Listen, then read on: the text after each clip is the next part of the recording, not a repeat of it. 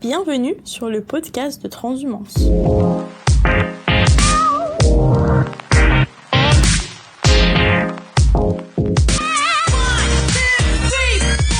Aujourd'hui, nous nous retrouvons pour un nouveau numéro présenté par Claire Courroyer.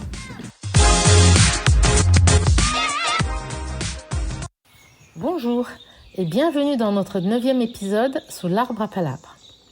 Contrairement à ce que je vous avais annoncé, l'épisode d'aujourd'hui ne sera pas consacré aux relations toxiques car on a suffisamment entendu parler de ces sujets et je n'avais pas assez d'inspiration pour le traiter. Alors je vous remercie pour votre compréhension. J'ai finalement opté d'aborder un autre sujet plus global et qui m'anime plus car il connecte l'individu et l'organisation dans leurs multiples dimensions. J'aborde ici notre limitation humaine à faire alliance avec le plus grand nombre et les conséquences qui en découlent en matière de dynamique systémique ou de dynamique organisationnelle. Pour cela, je me suis appuyée sur les nombreuses études réalisées par Jean-Michel Cornu, qui est un spécialiste de l'innovation, de la coopération et de l'intelligence collective. Il est également le fondateur d'un écosystème international qui rassemble une trentaine de groupes thématiques et territoriaux autour de l'innovation sociale. Première question que j'ai à vous poser. Connaissez-vous l'holoptisme ? C'est pas une insulte. Et alors, connaissez-vous le nombre de Dunbar ou la limite de notre aptitude humaine à faire alliance ? C'est ce dont va traiter ce nouvel épisode au travers des études de Jean-Michel Cornu, dont je vous ai fait part précédemment, mais aussi de Jean-François Noubel ou encore de Robin Dunbar et sa théorie du nombre. Merci à eux de m'avoir inspiré pour cet épisode. 150. Retenez bien ce nombre. Retenez également que la taille de notre réseau social ne détermine pas notre capacité à faire alliance avec l'ensemble des personnes de notre réseau. Ça paraît simple une fois que c'est dit. Pourtant, nous sommes des êtres sociaux, nés pour faire des alliances, mais nous l'avons peut-être oublié en ces temps obscurs. Quand nous le voulons, nous savons construire une union, une entente ou un pacte, tout en ayant une limitation pour réaliser ces alliances. Selon les études de Robin Dunbar, anthropologue britannique, qui s'est intéressé à la relation entre notre cerveau, le néocortex, et la taille des groupes respectifs dans lesquels nous vivions, la limite naturelle de la taille de réseau social d'un être humain serait de 48, nombre qui a été arrondi à 150, et ce nombre est également appelé le nombre de Dunbar. Ce nombre déterminerait le nombre de personnes avec lesquelles nous pouvons facilement socialiser sans avoir besoin d'un outil tel que les réseaux sociaux, Facebook, LinkedIn, Instagram, etc. Pour autant, l'être humain n'est capable de construire une alliance avec des actions collectives plus complexes qu'à hauteur d'une douzaine de personnes seulement.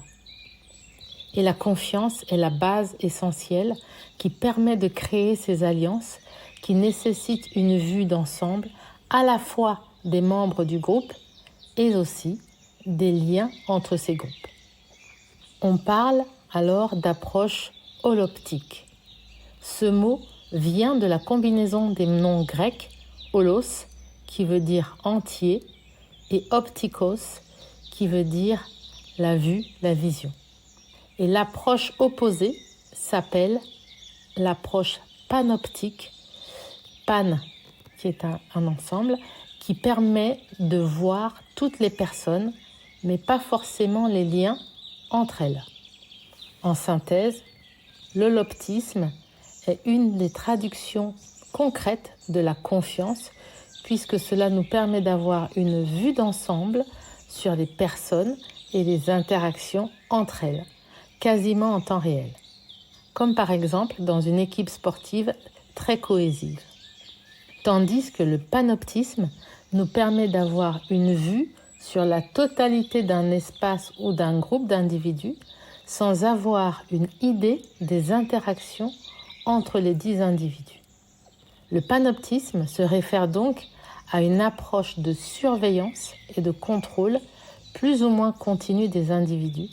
Par exemple, l'univers carcéral est un espace panoptique puisque les individus y sont sous surveillance permanente sans pour autant que ceux qui les surveillent sachent précisément quelles sont les interactions entre eux. Et l'entreprise dans tout ça, me direz-vous ? Eh bien, je laisse à chacune et chacun d'entre vous imaginer comment elle se situe. Et pour faire une réponse de Normande que je ne suis pas, je dirais que l'entreprise est raisonnablement une combinaison de panoptisme et d'holoptisme avec un curseur qui se déplace selon les personnes qui la dirigent d'une part et selon son contexte socio-économique d'autre part, même si nous sommes dans une tendance plutôt majoritairement panoptique. Une très grande entreprise peut réussir à créer beaucoup d'holoptisme si elle constitue de nombreuses cellules autonomes d'une douzaine de personnes capables d'interagir entre elles comme des cellules vivantes et pleinement responsables de ce qu'elles ont à faire.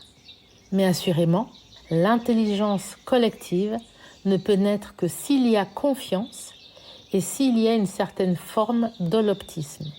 Et pour qu'un collectif d'individus devienne une intelligence collective, quelques conditions sont indispensables. Selon Jean-François Noubel, il faut d'abord qu'il y ait un tout émergent, c'est-à-dire que ce groupe ait du style, qu'il ait son style, reconnaissable parmi d'autres groupes. Et les individus de ce groupe agissent entre eux et avec les autres comme s'il s'agissait d'une seule individualité. La deuxième condition à l'intelligence collective est qu'il puisse exister un espace dédié où les membres de ce collectif se retrouvent pour permettre une proximité spatiale leur permettant d'avoir une perception complète et sans cesse réactualisée de ce que ce tout forme ensemble entre eux. C'est dans cet espace que chacun peut évoquer son expérience et son expertise. C'est dans cet espace dédié que les membres du collectif peuvent anticiper leurs actions, les ajuster et les coordonner avec celles des autres. Il existe donc un aller-retour incessant qui fonctionne comme un miroir entre les niveaux individuels et collectifs. Et cela porte un nom, la transparence, et plus exactement la transparence horizontale qui permet de percevoir les autres participants. Dans une équipe, lorsque l'on fait appel à moi en tant que coach, mon rôle consistera à favoriser la condition de l'holoptisme au-delà des objectifs définis. La troisième condition d'une intelligence collective réside dans le contrat social qui lie les membres entre eux, c'est-à-dire leur capacité à faire alliance et à jouer de façon harmonieuse. Les appuis de ce contrat social portent sur les règles du jeu entre eux, tacites ou explicites, objectifs ou subjectifs. Cela concerne aussi le pourquoi ils sont ensemble, c'est-à-dire la raison d'être et la manière dont celle-ci s'inscrira dans le futur. La quatrième condition est celle d'une architecture à géométrie variable. On peut aussi appeler ça une instance polymorphe si vous préférez, c'est-à-dire la cartographie des relations entre les membres qui est sans cesse actualisée, réactualisée en fonction des circonstances, en fonction des expertises, de la perception des sujets, des défis, des tâches à accomplir, des règles définies par le contrat social.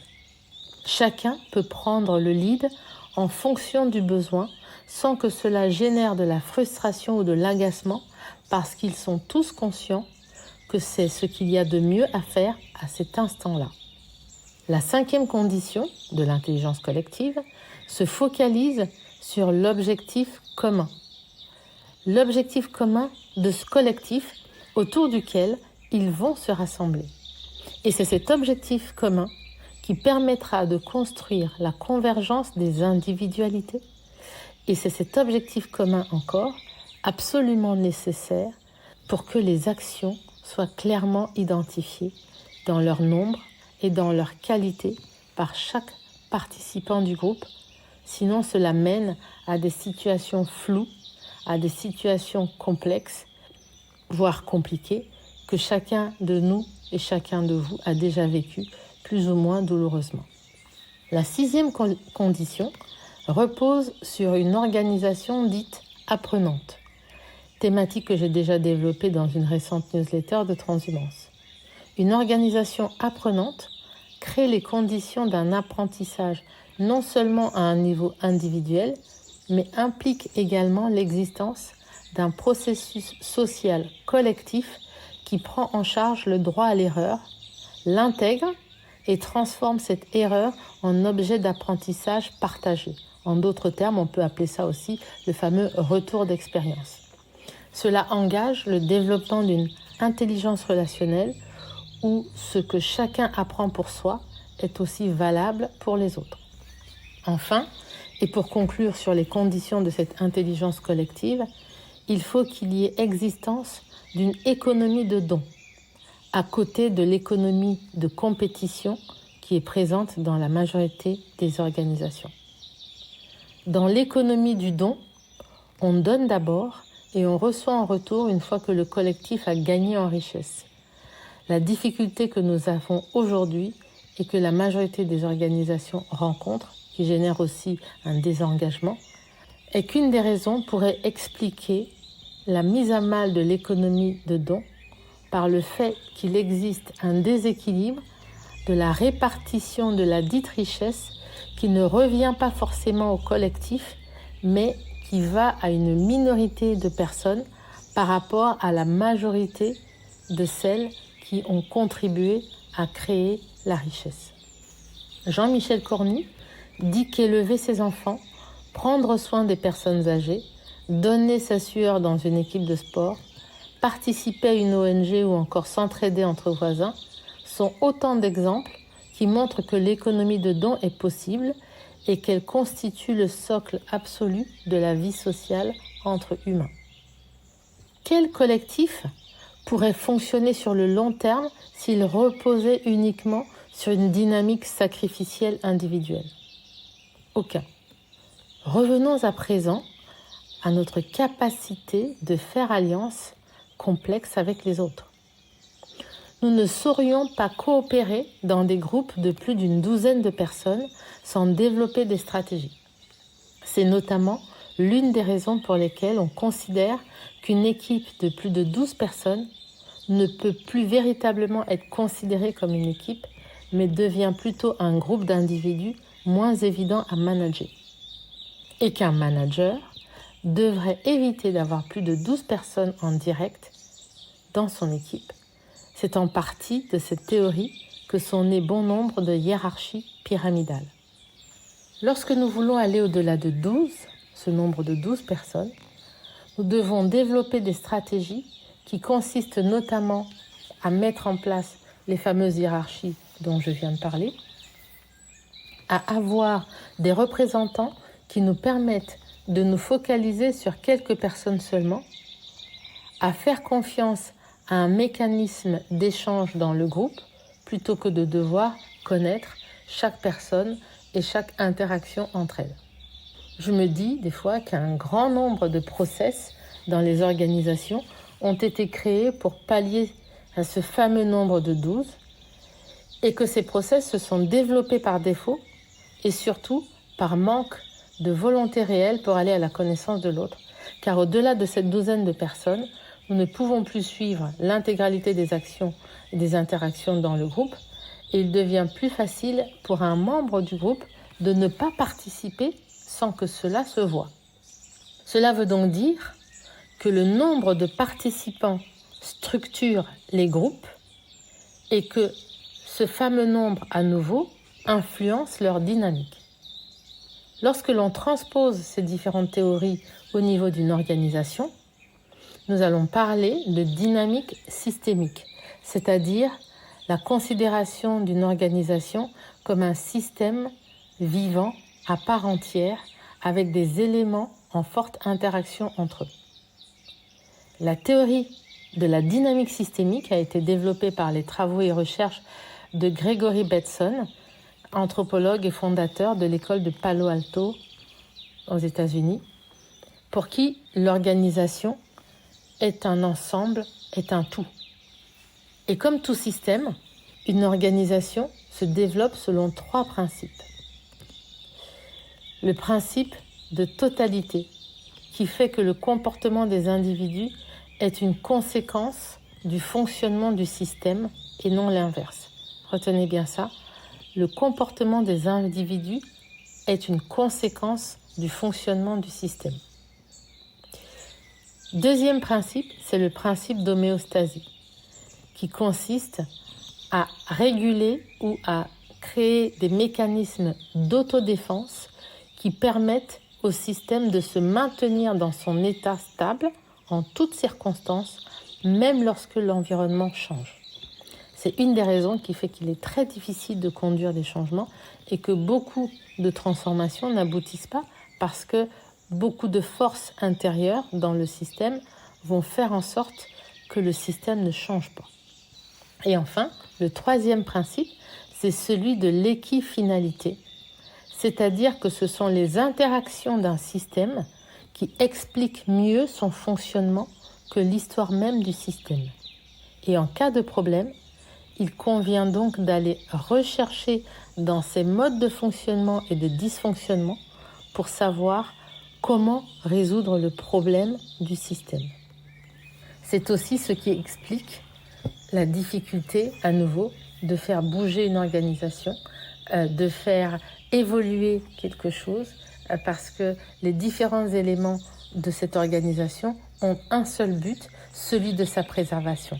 Et si l'évolution de cette organisation peut mettre en péril la préservation de certains individus ou de certains fonctionnements, eh bien, tout va être mis en œuvre pour faire avorter ces évolutions. Ça explique beaucoup de choses aujourd'hui et ça explique notamment une certaine incapacité à faire évoluer notre société vers d'autres modes. Pour nous, chez Transhumance, c'est avec ce principe fondamental de considérer toute entreprise comme un organisme vivant que nous accompagnons nos clients. Nous n'apportons pas de réponse aux symptômes car il est la résultante de modes de fonctionnement, de plusieurs dysfonctionnements ou d'interactions dysfonctionnantes entre elles. C'est pour toutes ces raisons que je considère que nous faisons un métier formidable, tant l'analyse des systèmes et de leur dynamique est passionnante et quasiment illimitée, avec un sentiment humble de pouvoir clarifier de temps en temps ce qui ne fonctionnait plus suffisamment bien et libérer à nouveau la puissance à l'endroit où celle-ci était ralentie, entraînant ainsi une redynamisation de tout le système.